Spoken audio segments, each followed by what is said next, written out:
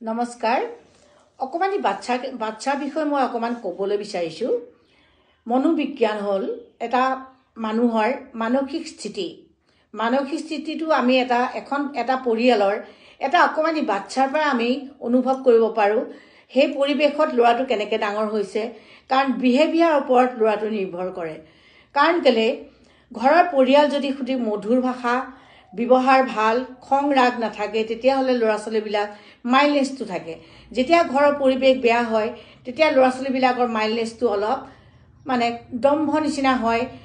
ব্যৱহাৰবিলাক বেয়া হয় কথা ভালকে ক'ব নাজানে কিয় নাজানে ঘৰৰ মাক বাপেকৰ ওপৰতে ল'ৰা ছোৱালী নিৰ্ভৰ কৰে সেইকাৰণে সাইকোলজি বোলা বস্তুটো এটা হ'ল মনোবিজ্ঞান এটা ঘৰখনৰ পৰিবেশৰ ওপৰতে ল'ৰা ছোৱালী ভূত ভৱিষ্যত সব চিন্তা কৰিব পাৰে আৰু সৰু পৰাই গৌতটোতে গম পায় যে ল'ৰাটো কিমান ভাল হ'ব কিমান বেয়া হ'ব কাৰণ বাপেক মাকৰ শিক্ষাৰ ওপৰতে ল'ৰা ছোৱালী সদায় নিৰ্ভৰ কৰে ভাল সুস্থ মানসিক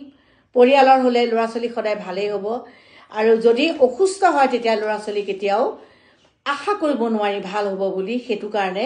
সদায় সৰুৰ পৰাই ভাল শিক্ষা দি মৰমেৰে তাহাঁতক ব্যৱহাৰ কৰি দায়িত্ববোধ শিকাবলৈ মাক বাপেকে শিকিব লাগে আৰু নিজেও